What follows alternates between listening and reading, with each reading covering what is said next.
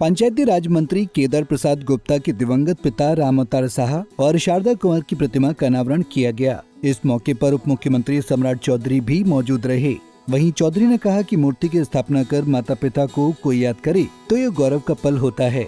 उन्होंने इसके लिए मंत्री केदार प्रसाद गुप्ता को बधाई दी। सम्राट चौधरी ने कहा कि मां का अपमान आरजेडी और कांग्रेस वाले करते हैं। चौधरी ने कहा कि बिहार में विकास की रफ्तार तेज हुई है। उन्होंने कहा कि हर कारोबारी मुजफ्फरपुर में बिजनेस करना चाहता है। चौधरी ने कहा कि मुजफ्फरपुर में भी एयरपोर्ट के निर्माण के लिए टेंडर जारी किया जाएगा। कि बिहार आज रफ्तार पकड़ चुका साथियों, और रफ्तार इसलिए पकड़ चुका कि पटना से मुजफ्फरपुर आने में लोगों को 2-2 घंटा 3-3 घंटा लगता था। अब आराम से लोग पटना से चलते हैं और 1.25 से 1.5 घंटे में आसानी से 4 लेन से आते हैं। ये बदला हुआ बिहार है।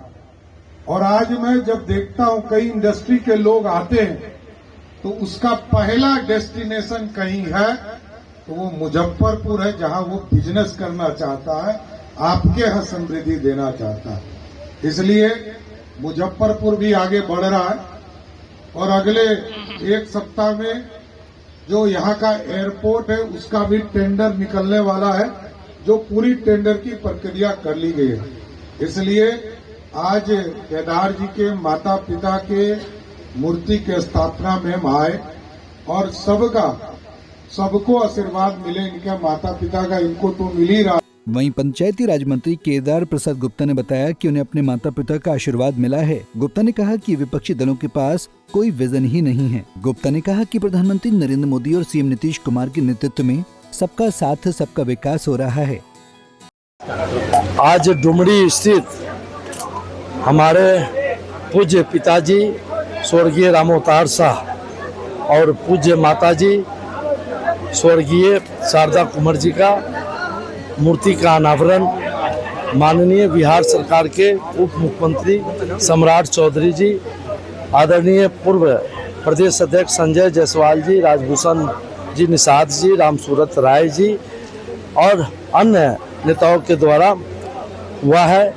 मैं सब लोगों के प्रति आभार प्रकट करता हूं, कृतज्ञता व्यक्त करता हूं कि इस कार्यक्रम में उनके सहित तमाम कोडनी के हमारे सम्मानित मुखिया जी, हमारे सम्मानित मंडल अध्यक्ष जी सभी और सभी समाज सेवी उपस्थित हुए हैं। इस अवसर पर मैं उनको अपने दिल के गहराई से आभार व्यक्त करता हूं कि आपने इस कार्यक्रम में मूर्ति अनावरण में आकर के हमारे प्रति जो कृतज्ञता व्यक्त किए है, इसके लिए मेरे माताजी और पिताजी मुझे तो आशीर्वाद देते ही हैं, आप सबों को आशीर्वाद दें और सबके घर सुख समृद्धि आए।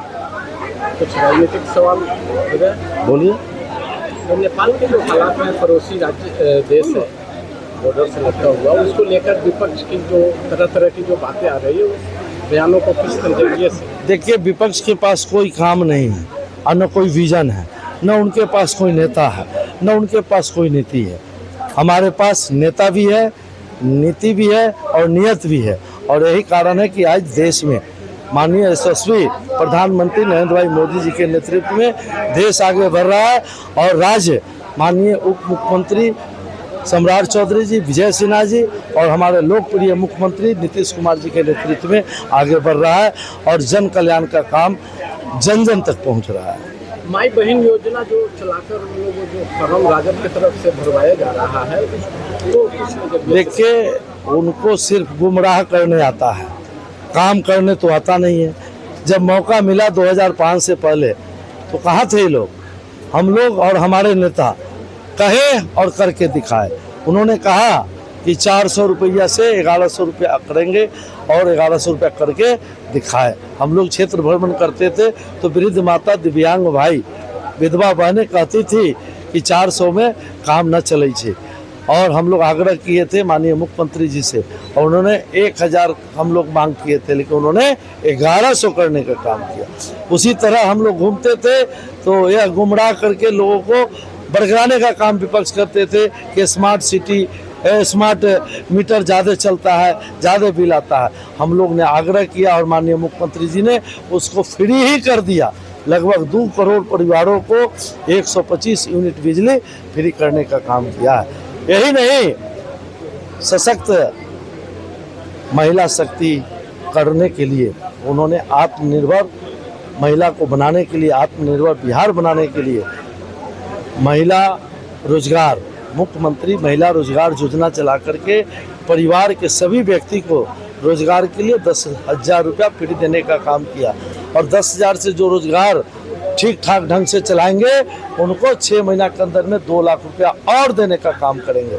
तो इसी तरह आज नरेंद्र भाई मोदी के नेतृत्व में देश सम्मान के साथ आगे बढ़ रहा है और माननीय मुख्यमंत्री नीतीश कुमार जी के नेतृत्व में, माननीय उप मुख्यमंत्री सम्राट चौधरी विजय सिन्हा जी के नेतृत्व में बिहार सम्मान के साथ आगे बढ़ रहा है, समृद्ध बन रहा है और आगे विकसित बनेगा। विधानसभा चुनाव करीब आने की वजह से सत्ता और विपक्ष के नेता बढ़ चढ़कर दावे कर रहे हैं। हालांकि जनता मतदान के जरिए ही ये तय करेगी किसके दावे में कितना दम है। पंजाब केसरी टीवी के लिए मुजफ्फरपुर से संतोष तिवारी की रिपोर्ट। हमसे जुड़े रहने के लिए हमारे YouTube चैनल को सब्सक्राइब करें और नई वीडियो की नोटिफिकेशन के लिए बेल आइकॉन को दबाएं। अगर आप ये वीडियो Facebook पर देख रहे हैं तो लाइक जरूर करें और ज्यादा से ज्यादा शेयर करें। धन्यवाद।